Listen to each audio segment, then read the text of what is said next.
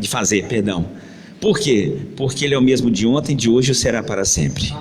Então Ele nunca deixará de fazer algo por mim, por você, porque se Ele foi capaz de entregar o próprio Filho, a Bíblia diz que Ele não poupou. Se Ele não poupou o Filho, Ele vai poupar o quê para poder fazer você ser abençoado? Não tem nada que possa impedir Deus de agir, amém?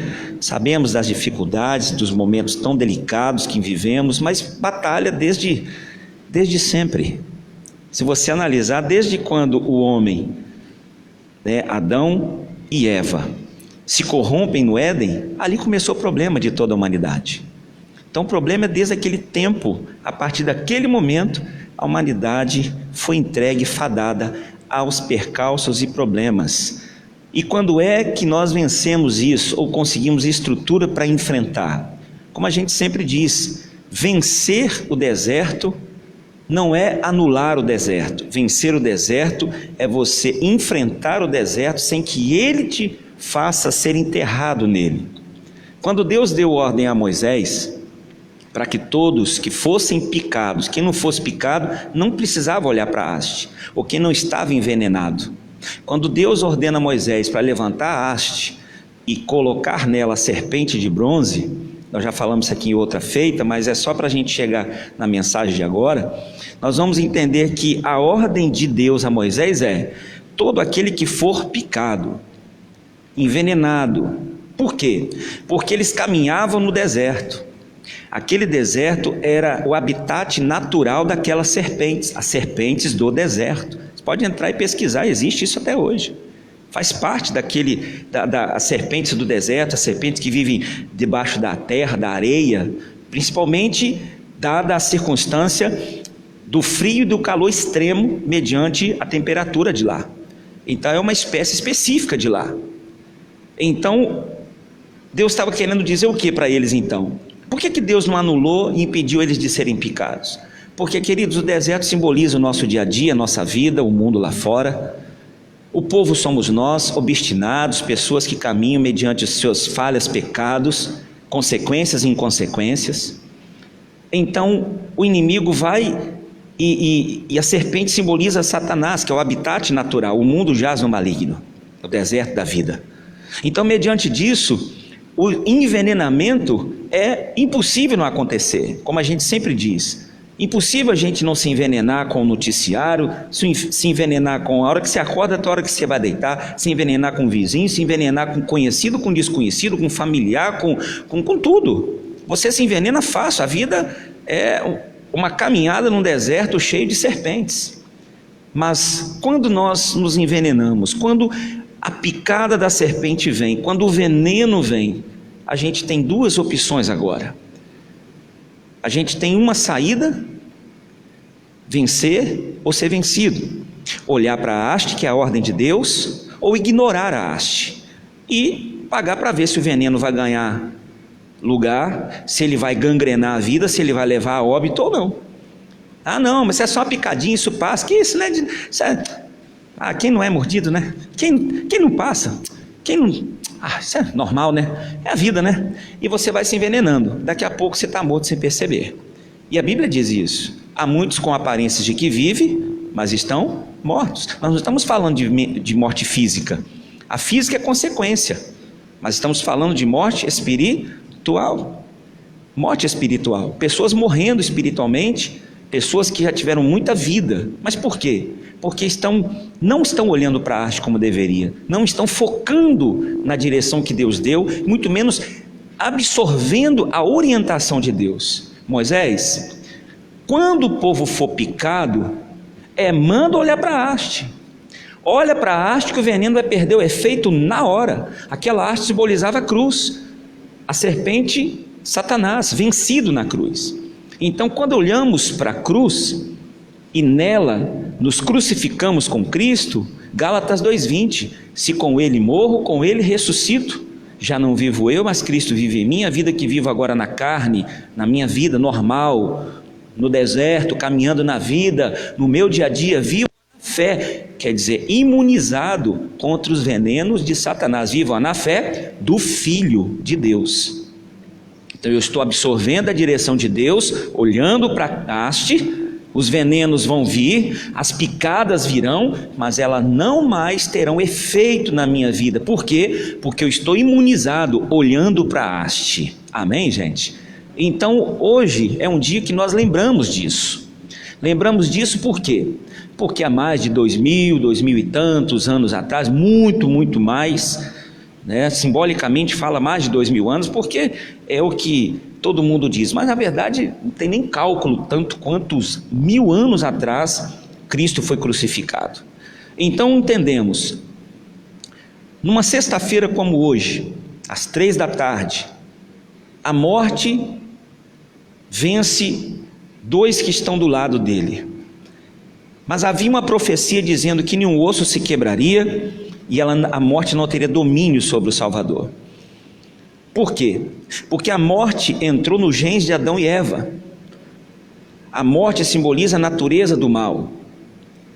O diabo veio para matar, morte.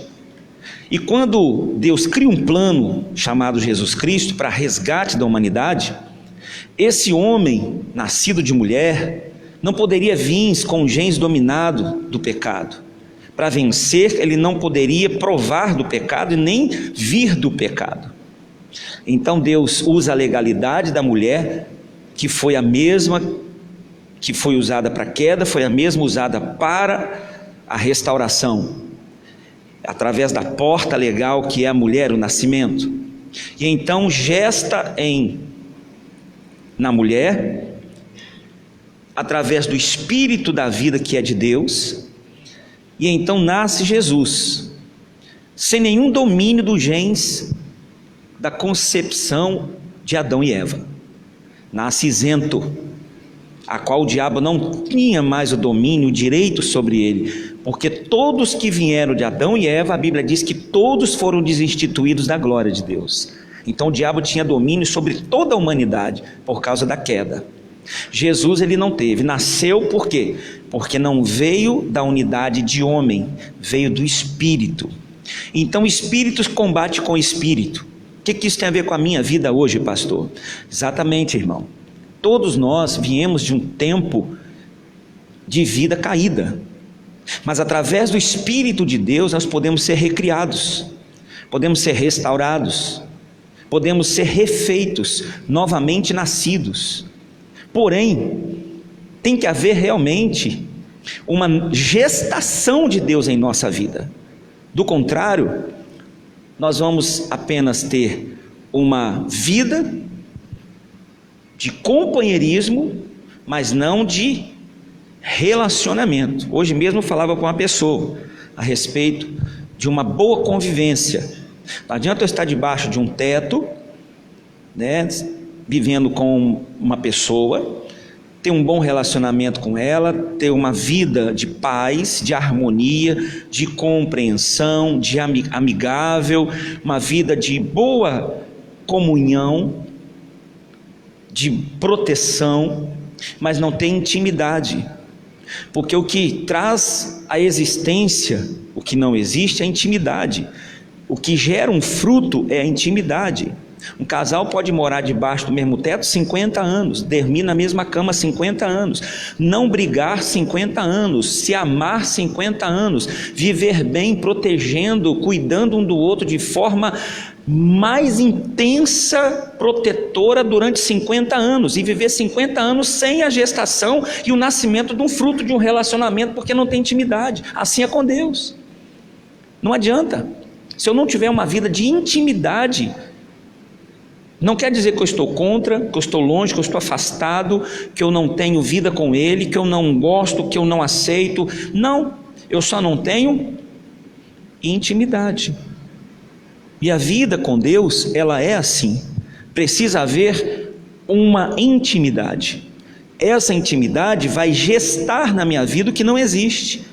Vai gestar no meu casamento o que não existe, vai gestar na minha vida secular o que não existe, vai gestar na minha existência o que não existe, vai gestar no fruto do meu ventre, que são os meus filhos, o que não existe. Claro, depende das escolhas, mas enquanto eu estiver vida, vou gestar, vai ter sido gestado através da minha vida um bom plantio de uma semente. Vai gestar no meu local de trabalho, ao meu ambiente, aonde eu estiver, vai gestar frutos do Espírito. Para haver frutos, tem que haver intimidade.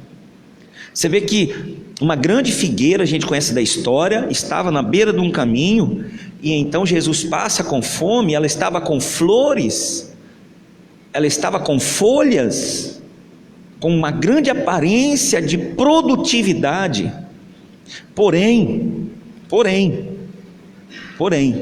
ela não tinha figos. Pastor, mas peraí, a Bíblia fala que não era tempo de figos. Então deixa eu abaixar o óculos e perguntar uma coisa para você, que é só você ler o contexto. Se não era tempo de figos, para que ela estava com a aparência de que ia gerar? Então não era nem para ter flores e nem folhas. Esse é o detalhe, irmãos. Hoje nós vivemos um tempo de muita aparência. Muita aparência. Se não é para fazer, eu não sei fazer, não é a hora de fazer, então para que demonstrar que eu vou fazer? Eu não posso, eu não sei, eu ainda preciso aprender, eu não estou assim. Então eu tenho que ser o quê? O que Jesus está ensinando para nós nessa parábola? Verdadeiro, comigo mesmo. Não tenho flores e nem frutos, não tenho folhas e nem flores, folhas e flores. Por quê? Porque eu perdi as folhas e flores, eu perdi o tempo de gestar. Tudo que o diabo quer é que a gente vive uma vida de engano, primeiro com a gente mesmo, que a gente se ache mais do que a gente é, que a gente se sinta mais firme do que a gente é, mais espiritual do que a gente é, que a gente tenha se ache íntimo de Deus e a gente não é. Eu não estou dizendo que eu sou, eu estou dizendo que Jesus veio para gerar esse caminho para nós, para tirar a humanidade do engano, mas Satanás veio para continuar enganando a humanidade. Então claramente no deserto ele deixou claro: Moisés, tem serpente aí, tem picada aí, e vai ter envenenamento aí, mas se você não atentar, sabia que tem picada que você não sente? Só você pesquisar. Tem picadas que você não sente, porque a víbora, ela não fica agarrada. Tem umas que picam e fica agarrada, tem outras que pica e solta. Você não sente, só sente a reação quando começa a coçar, inchar, vermelhar, e aí já era, gangrena e vai embora. O efeito é gradativo. Tem coisas, irmãos, que o diabo faz hoje, você não percebe. Tem coisa que gera uma picada na sua vida hoje, na sua fé, no seu bom ânimo. É uma palavra que é lançadinha e aparentemente você nem ouviu aquilo, nem entrou, mas ele não tem pressa, ele tem alvo. Daqui a um tempo acontece alguma coisa e aquela semente guardada, o mesmo Espírito vai lá e mexe nela para fazer ela ter uma reação mediante uma situação que aconteceu tantos anos depois. Aí você lembra daquilo que nem estava vivo em você. Você fala: nem que fulano falou, nem que é verdade mesmo, nem, olha o envenenamento ganhando espaço. Está entendendo? Por isso que a gente tem que olhar para a haste, irmão, 24 horas todo dia, de segunda a segunda, 365 dias, no ano bissexto 366. Por que você acha que Paulo disse: eu não dou espaço, eu não dou descanso ao meu corpo, eu não dou descanso às minhas pálpebras? Por que você acha que a Bíblia nos ensina a orar sem cessar? Por que você acha que através da insistência e todo instante, porque há uma diferença em orar insistentemente e instantemente? Pode olhar no Google depois, no dicionário. Insistentemente é progressivo, instantemente é a todo o instante, todo minuto. É assim que a gente tem que estar ocupado, porque se a gente se desocupa, alguma coisa vai ocupar o que está desocupado. Então qual é a intenção do culto de hoje, pastor? O condenado era eu, então Jesus ocupou o meu lugar. Então para quê? Para que eu me ocupe com a presença dele. Não permita nada ocupar a sua mente, o seu coração, a sua vida, que deveria estar ocupado pela presença do Espírito Santo, pela presença de Deus. E nós vivemos tempos de muitas ocupações. Não estou dizendo só distrações. Distrair é normal, o desanuviar é normal, você se ocupar com fazeres do dia a dia da rotina é normal, mas a Bíblia diz que há tempo para todas as coisas. Eu quero convidar você hoje, irmãos, a um momento de reflexão.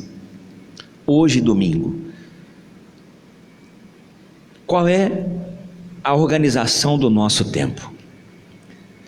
Eu tenho tempo para todas as coisas? Porque da onde me falta tempo, eu estou tirando o tempo dali para colocar em outro lugar. Se eu não tenho tempo para namorar, é porque tem alguma coisa roubando o tempo do meu namoro. Eu não tenho tempo para passear, tem alguma coisa roubando. Não estou dizendo opção, falando, eu não gosto de sair, pastor.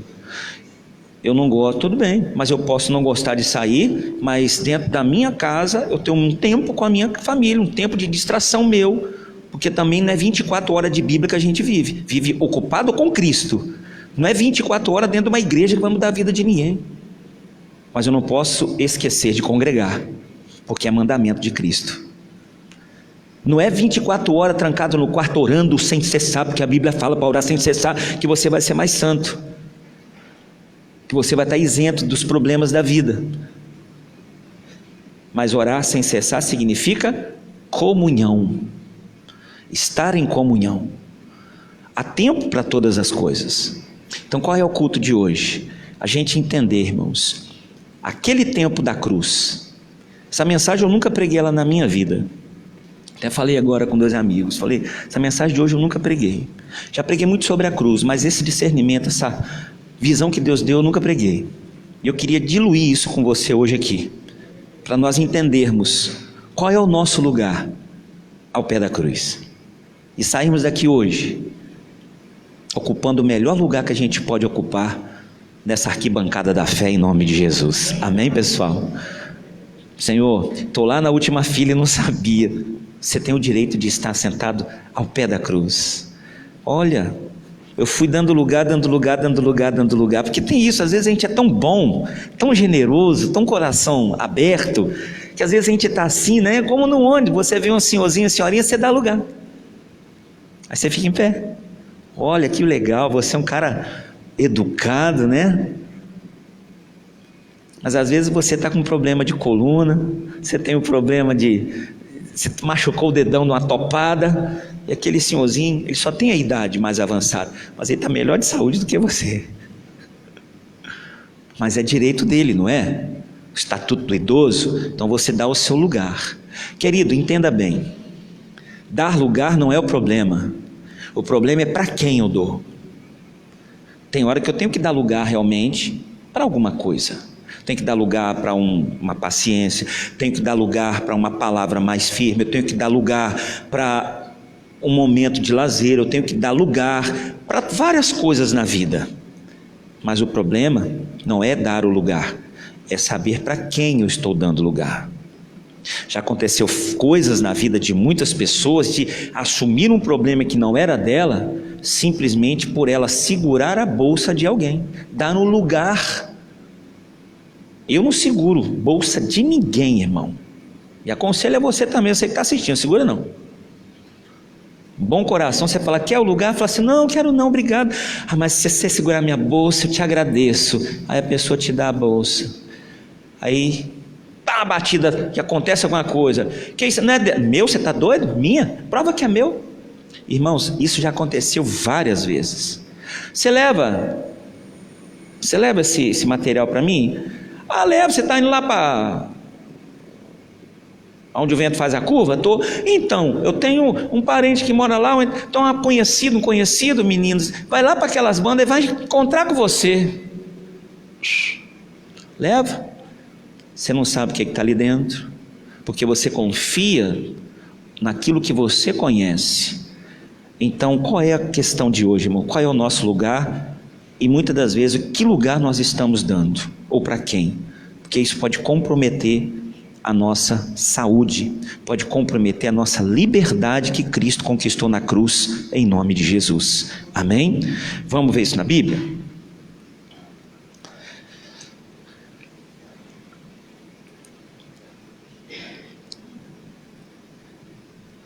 Lucas capítulo 22, o verso 47.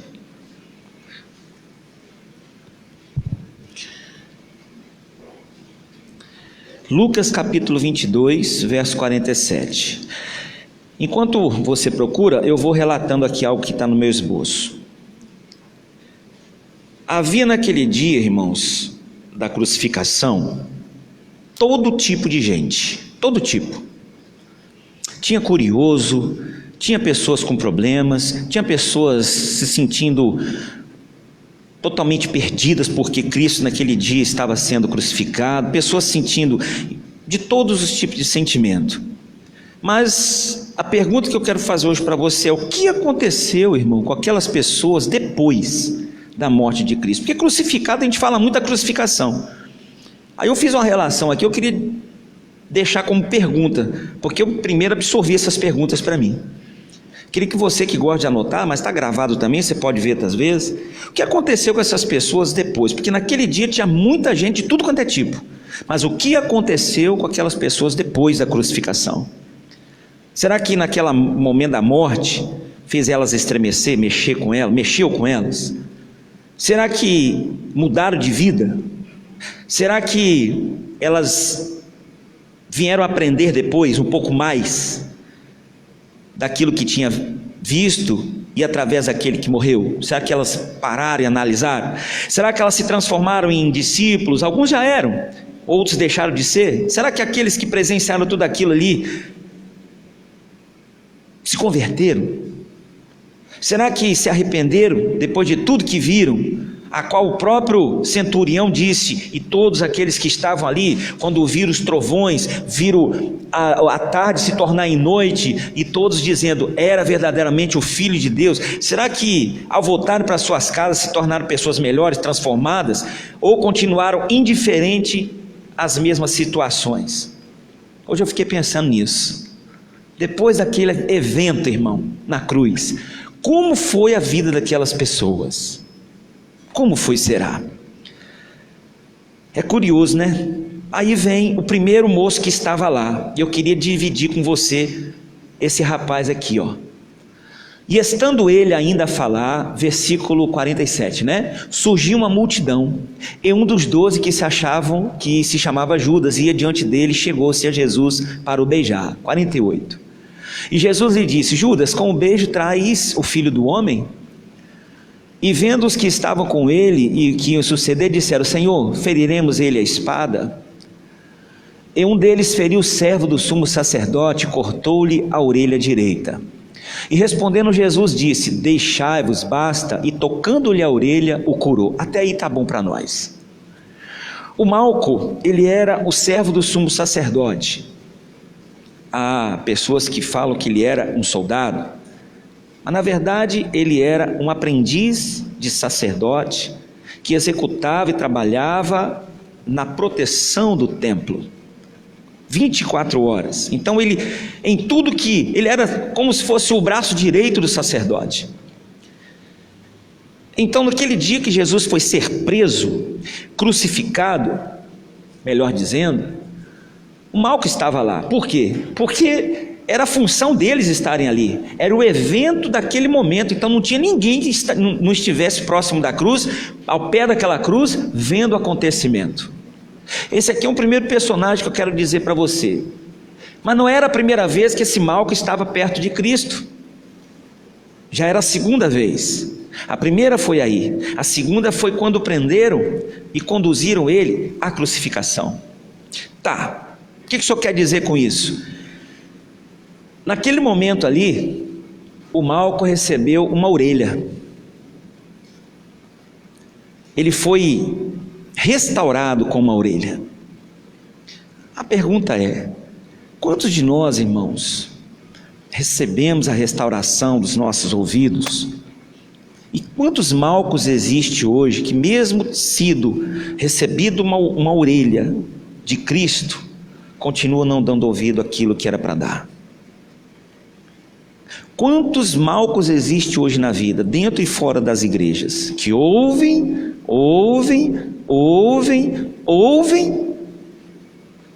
mas não mudou nada. Aí eu pergunto, para que a crucificação? Não é para gerar mudança? Para que houve a restauração? Viviam debaixo da lei, com ferro fere, com ferro seria ferido. Ali Jesus faz duas coisas: livra Pedro de tomar uma espadada e morrer ao fio da espada, porque com ferro fere, com ferro seria ferido. Era direito pela lei ele ser ferido pela espada que ele feriu. Mas ali Jesus não só opera um milagre de restauração, mas também traz o milagre de um livramento. O Pedro nega e o Malco não dá ouvido.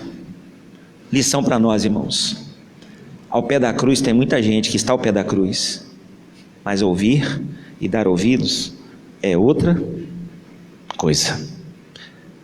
Lição para mim e para você: eu não posso ser Malco, viver ao pé da cruz, estar no Getsêmani com Jesus, estar preso a Cristo, estar ao pé da cruz, vivenciando o evento da cruz, sem dar ouvidos ao que está pregado na cruz. Amém? E nós vemos muitos Malcos hoje. Então Jesus não veio para apenas gerar uma atitude, um milagre para mim. Ele veio para me dar um ouvido. Ele veio para agir através do meu ouvido, porque a fé vem pelo. Então ele veio para restaurar a minha audição, para me ouvir diferente, atentar ao que é falado diferente, para aprender, porque quem não sabe ouvir, não sabe fazer. E ouvir é falta de ouvido, audição. Então ele veio para trazer uma audição nova. Mas quem vai dar ouvido ou não sou. O que ele falou para Moisés? Moisés, fala para o povo. Mas falar é a palavra, dar ouvido é comigo. Falar, Deus está falando, mas ouvir sou eu que ouço. Ouvir nós ouvimos, porque a gente não é, né? A humanidade não é surda, mas dar ouvidos é outra história. Por que o evento da cruz, irmãos, não mudou esse moço? Porque não adianta só o toque, eu tenho que dar ouvidos ao toque que é dado. Amém? Quantas pessoas a gente vê como Malco hoje? Então a palavra de hoje é uma palavra de despertamento, não de fortificação e fé, de empolgação, a gente sair daqui com uma promessa. A promessa é a cruz. Existe mudança, existe tudo que eu preciso, existe toda a aplicação do céu nesse evento a meu favor. Mas primeira coisa, eu não posso ser um Malco, ignorar o toque que já me foi dado. Eu tenho que ouvir e não ignorar o que a cruz me fala. Amém? Então, se você já dá ouvido, continue dando. Se você ainda não dá ouvido, dê. Se você deu e tem muitas coisas que você parou de dar, volte. Mas uma coisa é certa: tudo que nós precisamos está na palavra da cruz. Nós é que precisamos dar ouvidos. Amém? Então, não sejamos Malco nesse ponto. Segunda coisa que a gente vê, lá também estava Anás e Caifás. Estavam. Lê um pouquinho mais para frente. Não fala deles dois, mas eles eram os dois sacerdotes, Sinédrio. Eles estavam lá porque tinham que estar. Sem eles não haveria crucificação. E respondendo Jesus disse: deixai-vos, basta. E tocando-lhe a orelha, o curou. Beleza, continua. E disse Jesus aos principais, os sacerdotes e capitães do templo e anciões que tinham ido contra ele: saíste contra um salteador com espadas e varapaus? Tenho estado todos os dias convosco no templo e não estendestes as mãos contra mim, mas esta é a vossa hora e o poder das trevas. Então, prendendo-o, o levaram e o compuseram em casa do sumo sacerdote, e Pedro o seguiu de longe. Sumo sacerdote, Anás e Caifás. Caifás era genro de Anás. Anás também era sumo sacerdote, mandaram prender. Mas o que esses têm a ver com a gente, pastor? O que esses dois têm a ver? Então eu vou diluir aqui rapidinho. Anás e Caifás, eles eram orgulhosos, irmãos, muito altivos e autossuficientes. Então nós temos outro grupo de pessoas ao pé da cruz. Nós tivemos o Malco, ao pé da cruz nós temos o perfil do Malco, que é aquele que ouve, mas não dá ouvidos. Ao pé da cruz nós temos o perfil daqueles que são autossuficientes, parecem ser maiores que a cruz. A cruz está ali diante deles, mas eles estão tão seguros de si, que na verdade eles condenam a cruz, eles rejeitam a cruz e se acham intocáveis pela cruz. O Anás e Caifás, eles tinham essa força de convencimento e tinham dentro deles uma altivez e um orgulho, uma suficiência de não precisar da cruz. Por causa da sua religiosidade, eles eram sumos sacerdotes. Então eles ignoravam a cruz a tal ponto, porque a sua religiosidade, os seus conhecimentos, os seus achismos, as suas compreensões, a sua forma de crer, de agir, de praticar, para eles eram melhores, mais suficientes e mais do que suficientes, e naquele momento era o que trazia para eles realização. Por quê? Porque a cruz mexia, a cruz ia ter que fazer eles parar, a cruz ia ter que mexer com coisas e fazer eles ignorar e lançar fora, a cruz ia mudar condução, direção, comportamento, ação, reação, atitude, ia ter que fazer reconhecimento de que na verdade eles não eram tanto quanto eles acharam, pelo contrário, eles eram piores do que o povo, eram ladrões, eram mentirosos, eram orgulhosos, eram aproveitadores do povo, eram alguém que parecia ser alguma coisa e não eram. A Bíblia fala que o Senhor chamou eles de sepulcro caiado, limpos por fora, mas podres por dentro. Esse era outro grupo que estava ao pé da cruz, um grupo somente de aparência. Então, queridos, nós não podemos ser servos de aparência. Eu não quero fazer parte do grupo do Malco. Eu sugestiono você também, faça não. Eu não quero fazer parte do grupo das aparências. Eu dou a sugestão, faz também não. Porque na hora do vamos ver da cruz, esses grupos que aparentemente tinham tudo para ser beneficiados pela cruz, não foram. O Malco não foi, Anás e Caifás foram julgados, não foram abençoados. E tinha mais um outro grupo também. Um outro grupo que nós vivemos aí, não precisa nem abrir não, que aqui a gente já conhece muito, é um homem chamado, lavou as mãos, como é que é o nome dele? Esse aí mesmo, Pôncio Pilatos. Pôncio Pilatos simboliza o grupo de que sabe o que é certo, mas não faz. Pilatos sabia que Jesus era inocente, Pilatos inocentou ele 3 vezes, Pilatos não poderia se comprometer absolvendo ele, porque Roma ia tirar ele, falar que ele estava a favor do povo judeu. Se ele ficasse contra Jesus e crucificasse ele com toda severidade, haveria uma grande rebelião naquele tempo, e ele então geraria um grande motim contra Roma, e Roma queria manter um bom relacionamento com o povo judeu, naquele tempo ali. Era uma política, né? Mais ou menos como hoje, né? Ninguém quer se indispor com ninguém, para não se comprometer, porque tem sempre um rabinho preso um com o outro, e é melhor manter a aliança da boa convivência, porque eu não sei o dia de amanhã, eu sei o dia de amanhã pertence a Cristo, que é certo, que é errado, e você tem que decidir quem serve e quem não serve para fazer parte da tua vida. Porque amanhã para mim, está na mão de Deus, irmão. É assim que a gente tem que entender como que funciona. É a gente ter consciência, mas não fazer. É outro grupo que eu não quero fazer parte. Eu também quero orientar você. Faz parte não, daqueles que sabem o que é certo, mas por alguns motivos, interesses particulares e pessoais, preferências, desejos, vontades ou objetivos, a gente meio que freia. Eu vou falar também, não, mas ofende, né? Machuca, né? Vai que a pessoa sai da igreja, né? Aí é menos um dízimo, né? Você acha que não tem isso por aí, não? Então sua dependência não está em Deus. Vou falar assim também, não, vai que está com o resíduo mesmo, vai que vira a cabeça de vez. Mas a Bíblia diz que é a verdade que liberta. A verdade é que liberta. Melhor ter um inimigo sabendo a verdade do que um falso amigo não sabendo a verdade. Então é melhor você saber a verdade. A verdade é essa. Porque amanhã nem Deus, nem o diabo e nem os homens vão poder te apontar. Você vai ser uma pessoa livre, verdadeiramente ao pé da cruz, livre. E para que Jesus veio? Veio para te libertar.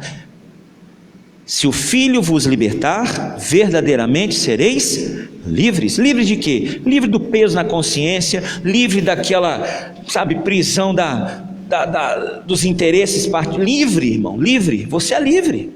Isso não te dá direito de se maltratar, de ofender, de ser ofendido, de, ser melhor ou pior. Mas você tem que ser o que a Bíblia diz que você é. Simples assim. Porque foi para isso que Jesus foi crucificado. Para todos aqueles que estão ao pé da cruz sejam alcançados pela cruz. Mas existem os grupos ao pé da cruz. Eu não quero ser um grupo como Malcolm, de ouvir e não dar ouvidos. Eu não quero ser um grupo como Anás e Caifás. Eu não quero ser um grupo como esse menino aí, de entender o que é, saber o que é, ignorar e não realizar. Porque ele, achando que ele tomou a atitude mais correta, depois de tudo que aconteceu, a Bíblia ensina. Ele foi desinstituído do posto, mandado em exílio e morreu todo comido de bicho, todo estragado, morreu como mendigo. E se ele tivesse tomado a atitude correta, certa, segura, aquilo que ele sabia que era certo? Irmãos, pare e pensa, o que aconteceu com Pilatos foi perecimento. Para que Jesus morreu na cruz? Para que todo aquele que nele crê não adianta eu saber o que é certo e não fazer, perecimento vai acontecer do mesmo jeito. Amém? Eu não quero fazer parte desse grupo não, irmão, porque senão não adianta eu saber o que é certo, ter consciência na verdade, eu só tenho razão, a Bíblia é verdadeira, e o perecimento está caminhando.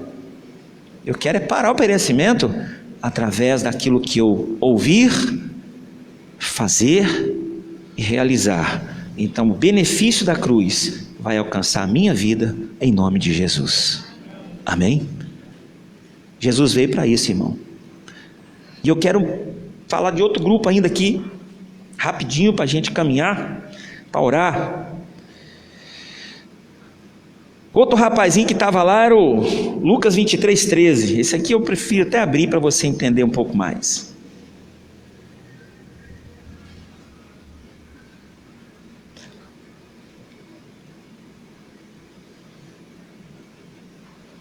Para mim esse é um dos piores grupos, irmãos. É um dos piores grupos. Esse aqui que corrompe o evangelho. Lucas 23:13. E convocando Pilatos, os principais, sacerdotes, os magistrados e o povo, 14, disse-lhe: haveis-me apresentado este homem como pervertedor do povo, e eis que examinando-o na vossa presença, nenhuma culpa, aqui absolveu Jesus, das que acusais, achado neste homem. Nem mesmo Herodes, porque a ele vos remi, e eis que não tem feito coisa alguma digna de morte. Absolveu de novo. Castigá-lo-ei, pois, e soltá-los-ei. Absolveu de novo. E era-lhe necessário soltar-lhe um pela festa. O que aconteceu? Mas toda a multidão clamou a uma voz dizendo: fora daqui com este, solta-nos Barrabás. Para mim esse é o pior grupo que tem, irmão. O grupo do Barrabás. Por quê, pastor? Porque o grupo do Barrabás foi beneficiado. Pare e pensa se não foi. Barrabás iria ser crucificado, estava preso, condenado, um homem irrecuperável. Por consciência, ele não queria ser diferente, foi a escolha dele.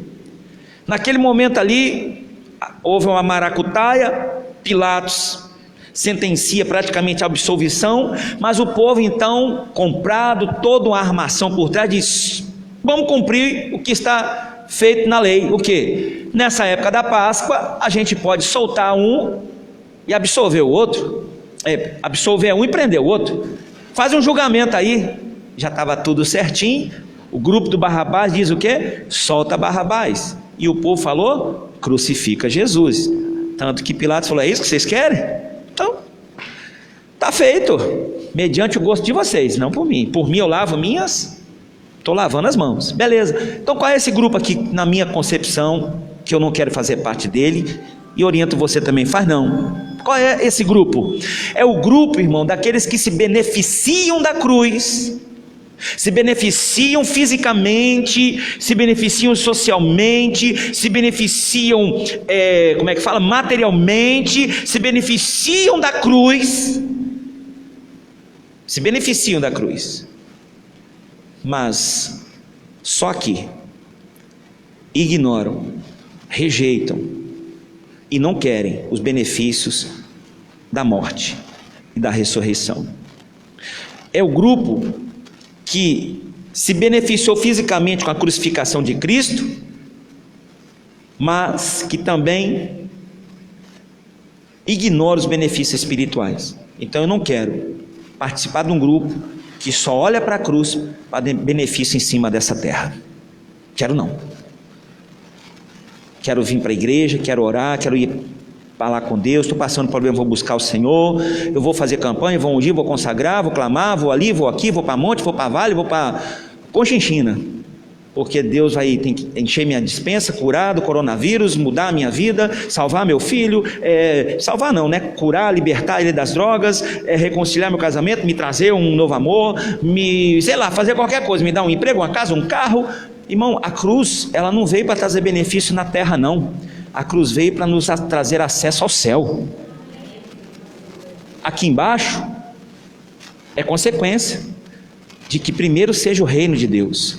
Então eu não quero fazer parte, e digo para você, não faz não, é bom.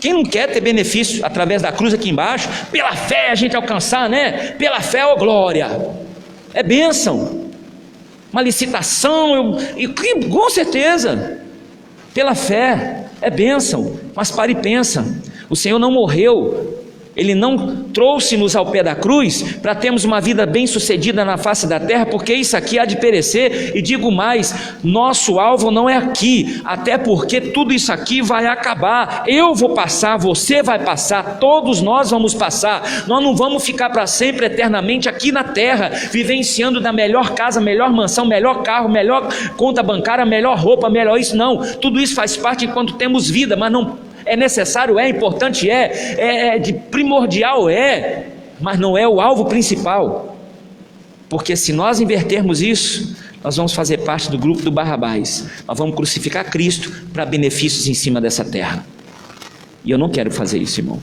E eu digo para você, pare e pensa direitinho a partir de hoje, não faça parte desse grupo, que através da cruz alcance benefícios, mas ignore o real sentido dela.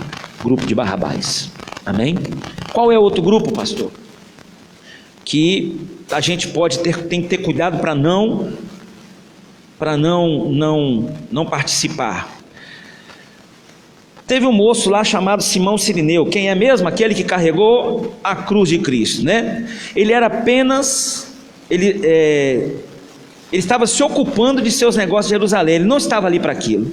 Ele veio ali, ele foi interrompido da sua situação, ele andou com Jesus pela via dolorosa, andou com Jesus, viu Jesus, tocou em Jesus, teve a experiência de se transformado por Jesus, mas nenhuma menção honrosa a ele é feita depois disso. Por quê? Poderia ter escrito sua história diferente, como tornar-se um seguidor, mas nada de bom é relatado a favor dele. Por quê? Porque é exatamente para isso que ele serve a morte, irmão. Muitos tiveram suas vidas mudadas completamente, depois tiveram um encontro com Jesus. Você jamais será o mesmo depois de ter trazido e entrar na presença do Salvador. Exemplo, o endemoniado de Gadareno. Esse grupo é um grupo até bom. Por quê? Andou com Jesus, esteve com Jesus, mas não absorveu, de certa forma, nada de Cristo e não teve nenhum ovacionamento. Esse grupo até é um grupo legal. Como assim?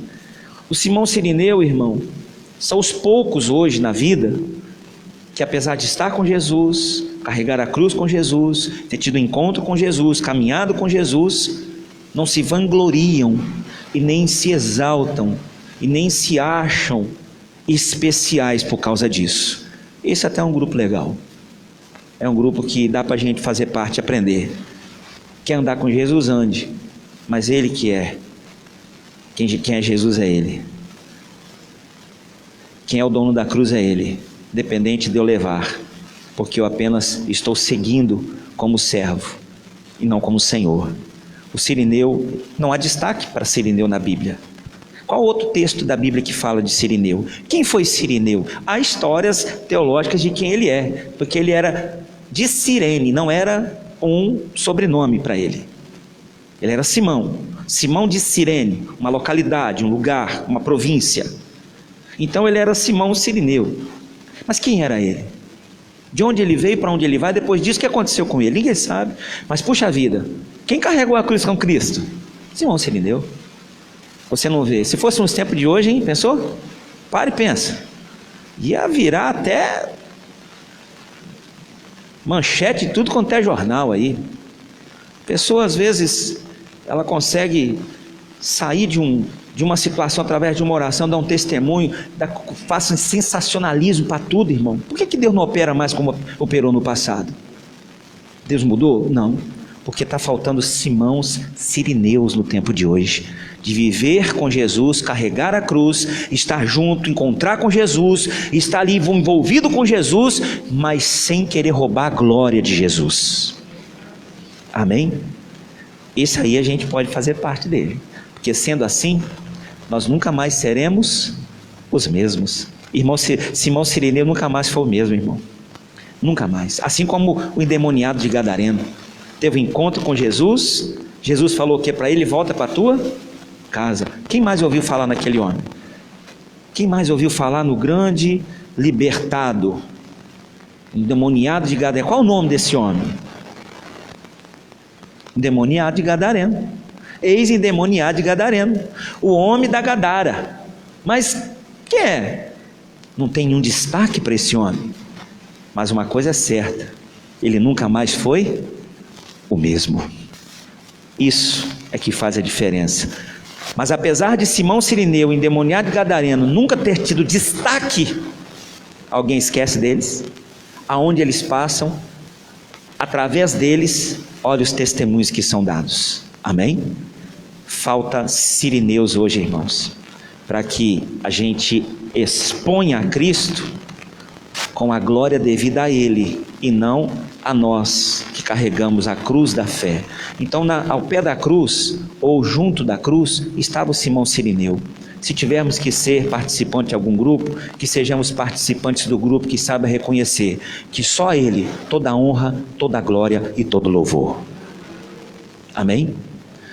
Eu venho para a igreja, quero mudar de vida, quero pela fé alcançar uma mudança, quero alcançar um benefício porque é direito da cruz, quero, mas para que tudo isso? Eu quero vencer na vida para quê? Eu quero ter um bom carro para quê? Eu quero ter uma mansão para quê? Eu quero poder fazer isso para quê? Para a glória do nome de Jesus.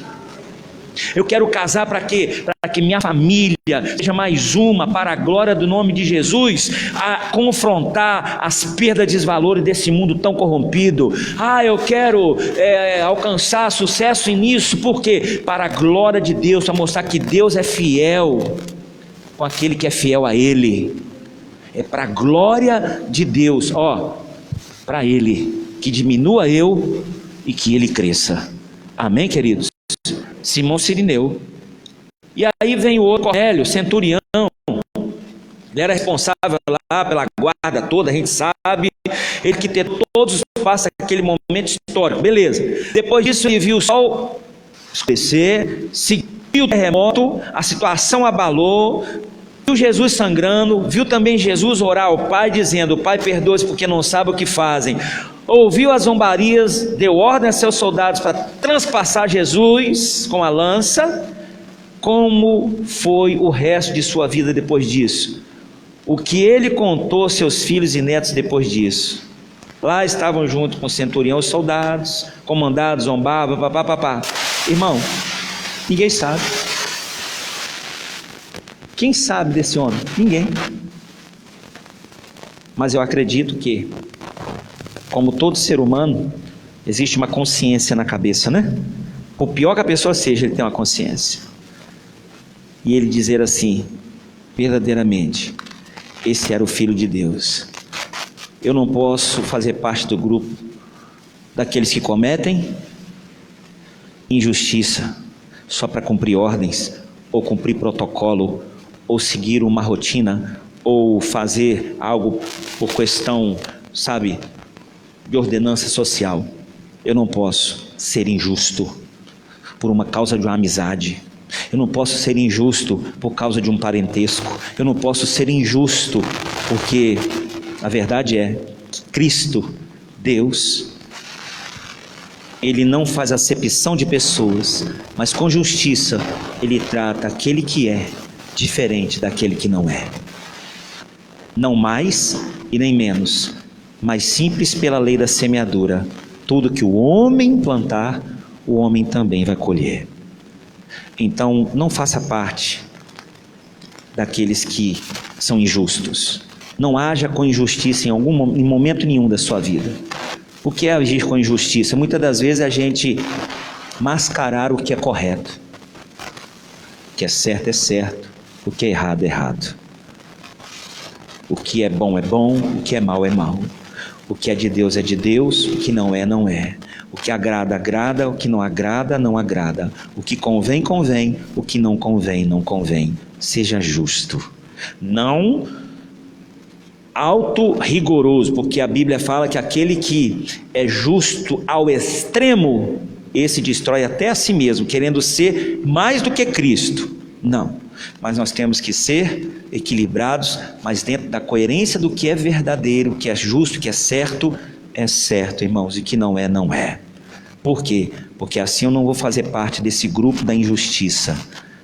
Por quê? Porque eu vou beneficiar uns, por causa às vezes de, e não agir com tanta benevolência e bondade com outros, porque eu não tenho tanta afinidade. Sem justiça, igualdade para todos, os de perto, de longe, os íntimos e os não íntimos, é igualdade para todos, justiça, amém? Então é um grupo que não é bom da gente participar não, amém pessoal? Para a gente chegar no final aqui, orar agora, para a gente ir embora, dando um pulinho aqui para a gente ganhar tempo. Agora existia um rapaz ali que valeu a pena. Lucas 23, a gente já está aí, né? O verso 40 ao 43. Dá um pulinho para mim, por favor. Esse aqui é bacana. Esse é bacana.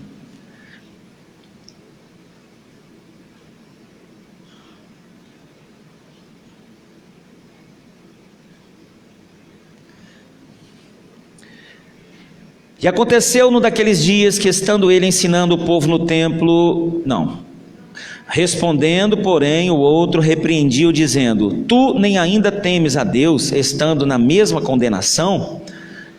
E nós, na verdade, com justiça, porque recebemos o que os nossos feitos mereciam, mas este nenhum mal fez. E disse a Jesus: Senhor, lembra-te de mim quando entrares aonde? No teu reino. Tem tradução que diz paraíso. 43. E disse-lhe Jesus: em verdade te digo que hoje estarás comigo no paraíso. Glória a Deus. Aqui a gente encerra.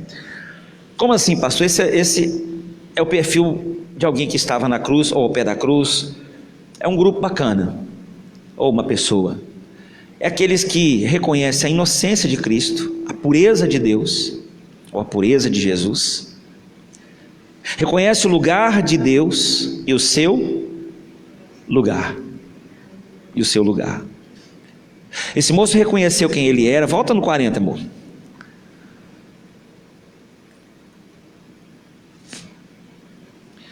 Respondendo, porém, outro repreendiu, dizendo: tu nem ainda temes a Deus. É o grupo que teme. Apesar do seu estado, ele sabia quem Deus era. Nele está todo reunido. Para ele falar isso é porque ele ouviu o que o Malco não ouviu e deu atenção ao que o Malco não deu. Para ele dizer tudo que ele disse aí, ele reconheceu quem Deus era, coisa que Anás e Caifás não reconheceram. Para ele falar tudo isso aí, ele reconheceu o que cada um ali não reconheceu, o que cada um ali ignorou, e assumiu a cruz na sua vida, como o sirineu assumiu. Ele falou assim: a nós, um pouquinho mais para frente, a nós, na verdade, com justiça, porque recebemos que os nossos feitos mereciam. Eu mereço, eu estou nessa cruz aqui porque ela é minha mesmo, eu estou assumindo ela. Essa cruz, ela deve, eu devo estar aqui, ela deve estar onde tem que estar mesmo, porque essa cruz é minha. E o que Jesus falou? Aquele que quer me seguir, tome a sua. Ele assumiu a cruz dele. E então esse homem fez algo que nenhum outro fez. Ele colocou Cristo no lugar devido na sua vida, se colocou no lugar devido na vida de Cristo. Ele disse para ele: eu reconheço quem o Senhor é e reconheço quem eu sou.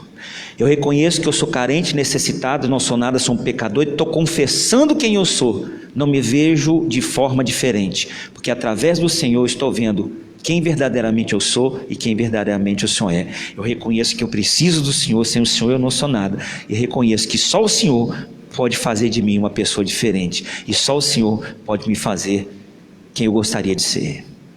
Então, se o Senhor puder, lembra de mim quando estiver no paraíso. Ele falou assim: então, a partir de hoje, tudo muda na sua vida. Hoje, você vai ser como eu, porque a partir de hoje, eu estou no paraíso, e você vai estar junto comigo. Então, tudo que é meu, vai passar a ser seu. Glória a Deus, irmãos. Esse grupo é o grupo daqueles que reconhecem e aceitam quem são, e se colocam e se entregam a Cristo, do jeito que são, e permitem que Ele transforme eles em quem Ele quer que você seja. Porque para ele entrar no paraíso, ele tinha que ser outra pessoa, e não ser a pessoa que estava ali.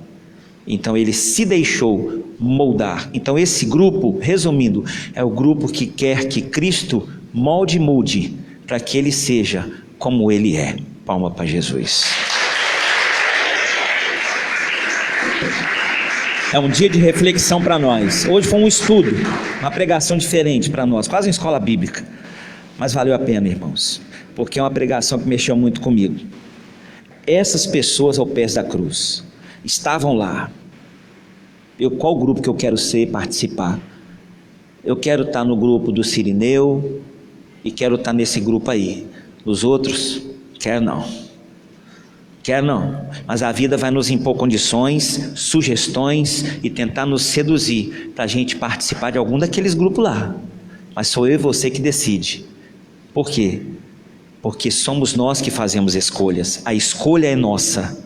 A cruz está ali, todos estão ali, mas sou eu que decido em qual cadeira eu sento, em nome de Jesus, em qual grupo que eu me vou.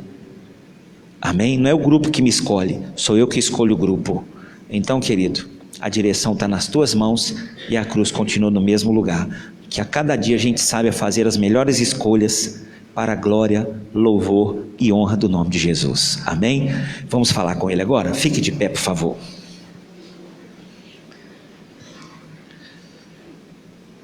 Se a gente souber fazer as escolhas, qual é a palavra de hoje? Hoje mesmo tem um paraíso. Hoje mesmo tem benefício. Hoje mesmo. Hoje. Não é amanhã, não é depois. Hoje mesmo. Hoje eu posso fazer alguma coisa. Em outras palavras, eu posso fazer. Você escolheu a boa parte. Que as suas escolhas hoje possam liberar essa palavra cada dia mais na sua vida e na sua família. hoje mesmo. Todo dia para mim e para você seja um hoje mesmo. Eu posso fazer. Hoje mesmo você vai estar. Hoje mesmo eu estarei. Você não está sozinho, porque a sua escolha me deu liberdade de trazer para você aquilo que me pertence. Vamos falar com Ele. Querido Deus, em nome de Jesus, diante da Tua presença, queremos nessa hora apresentar a nossa vida e através da nossa vida dizer obrigado, porque o Senhor nos traz o ensinamento nessa noite. Porque há mais do que nós simplesmente nos motivarmos, nos empolgarmos, embalarmos em uma atitude de esperança, que não é errado. Mais do que isso, hoje nós geramos estruturas em nossa consciência, para que nós não só venhamos sair daqui motivados e empolgados, mas venhamos sair daqui conscientes de que a vida, o deserto da vida, as circunstâncias da vida, o dia a dia nos impõe não a anulação, estarmos longe da cruz, mas vivermos grupos que aparentemente poderiam vivenciar coisas, mas não impediriam o Senhor de se manifestar.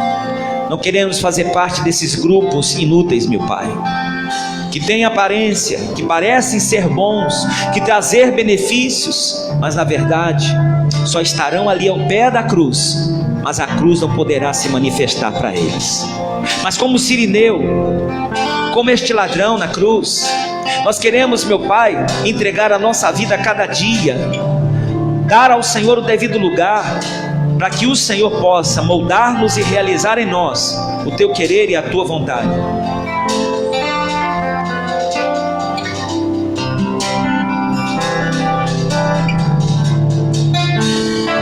Sim, ó Deus, estamos unidos, Senhor, agradecemos desse grupo ao qual vamos obedecer às Tuas ordens, através da Tua palavra. Nós queremos estar, Senhor, sempre ao Teu lado, para aceitar o Senhor ao nosso lado. Queremos, Pai, nesta noite, estarmos na multidão ao qual está para Te louvar, Te bendizer, aquela multidão ao qual reconhece o Senhor como o único e eterno Salvador. Nós queremos ser a multidão, Senhor, ao qual estamos esperando a Tua vinda. Ó Deus, queremos estar na Tua presença para nos entregar para que o Senhor faça, Senhor, a Tua vontade e o Teu querer. Jamais queremos ir pela nossa cabeça, Senhor, mas sim queremos seguir pelo Teu caminho que o Senhor tem nos conduzido. Nos conduza, ó Pai, nesta noite, conduza a nossa vida debaixo das Suas potentes mãos. Pai querido, queremos estar cientes, Senhor, que o Senhor sempre estará conosco, nos livrando de todo mal, dando entendimento, Senhor, ao qual nós precisamos, Pai. Ó Deus, nós estamos cientes que nós precisamos estar no caminho que o Senhor tem nos ensinado. Nós queremos estar cientes, ao qual, Pai, nós temos a certeza de tudo aquilo, Pai, que um dia era impossível e hoje é possível, Senhor, porque nós cremos no Teu poder, que a nossa vida está sendo transformada cada dia mais, porque o Senhor tem agido, Senhor, sobre o domínio, Senhor. Nós estamos debaixo do Seu domínio, nós estamos, Senhor, debaixo do Teu querer. Pai querido, ó meu Deus, mude cada vez o nosso caráter, muda, Senhor, os nossos pensamentos, aqueles pensamentos maus, que sejam pensamento de paz, pensamento de bem. Que o Senhor venha, Senhor, entrar por inteiro na nossa vida, nos transformar, Senhor, conforme a Tua vontade e o Teu querer, Jesus. Ó Deus querido, muito obrigado, Jesus, por cada vida deste momento. Muito obrigado por cada um estar aceitando o Senhor, Pai, por cada um estar atento à Tua voz. Muito obrigado, Senhor, por esta palavra abençoada, ao qual estamos aqui nos alimentando, e que cada vez mais o Seu alimento seja, Senhor, vivificação para nossas vidas. Muito obrigado, Jesus. Levante as suas mãos e diga: Senhor meu Deus, Nessa noite, quero pedir ao Senhor que a cada dia o Senhor possa me orientar, me conduzir, para que eu não erre, aceitando fazer parte pelas pressões da vida, pelas ciladas que sobrevêm dos grupos errados, mas que eu permaneça levando a cruz como sirineu e aceitando o meu lugar nela como aquele homem diante do Senhor, e que só tenha liberdade de operar na minha vida a cada dia mais, em nome de Jesus. Faça desse refrão dessa canção, entrega tudo na cruz hoje, meu irmão, confessa e deixa lá, que a partir de hoje, creia nessa palavra. Se de tudo que você guardar, ouviu aqui hoje, se você guardar só isso, já está valendo. Hoje mesmo estarás comigo no paraíso. Isso quer dizer, você e eu seremos um só, e a partir de hoje caminharemos a mesma vida, em nome de Jesus. Vou deixar na cruz tudo que passou, tudo que ficou pra trás. Aleluia, Deus, declare. Olho pro Senhor, corro pro Senhor, o seu amor me chama. Aleluia. Vou deixar na cruz tudo que passou, tudo que ficou pra trás. Aleluia. Olho pro Senhor, corro pro Senhor, o seu amor me chama. É pra lá que devemos olhar, querido. Eu dependo desse amor, do seu amor, mais que tudo.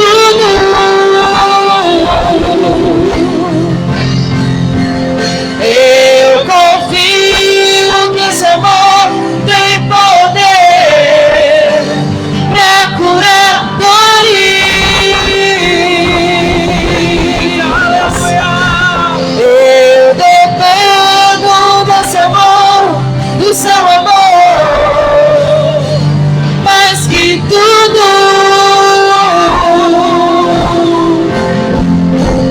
Eu confio que esse amor tem poder pra curar dores. Com a mão no coração, declare assim, ó. Vou deixar na cruz tudo que passou, tudo que ficou Pra trás. Olho pro Senhor para terminar. Olho pro Senhor, corro pro Senhor, Declare. seu amor me chama. O amor de Jesus te chama. Que nessa noite você possa dizer: Senhor, eis-me aqui. A minha vida é tua. O Senhor sabe que eu já tenho tido a vida com o Senhor. A minha vida já é do Senhor. Então esse é o momento, querido, de fazer como aquele dia, aquele moço. Reanime seus votos. Diga: Senhor, eu estou renovando os meus votos contigo. Estou reafirmando a minha vida com o Senhor. Se em algum momento você fraquejou ou não estava como deveria estar, estava em algum desses grupos, você se identifica, diga: Senhor, estou voltando para o grupo correto a partir de hoje, porque eu não quero estar no grupo errado. Porque é uma verdade, Senhor, eu quero fazer parte do grupo dos que pertencem ao Senhor. Então nessa noite eu entrego mais uma vez toda a minha vida, tudo que me pertence, tudo a Ti, Espírito Santo. E reconheço como aquele moço na cruz: sem Ti nada posso, sem Ti nada sou, mas contigo posso todas as coisas, porque o Senhor nos fortalece. Então aplauda Ele bem bonito, querido. Glorifica forte a Ele. Oh, aleluia, Deus.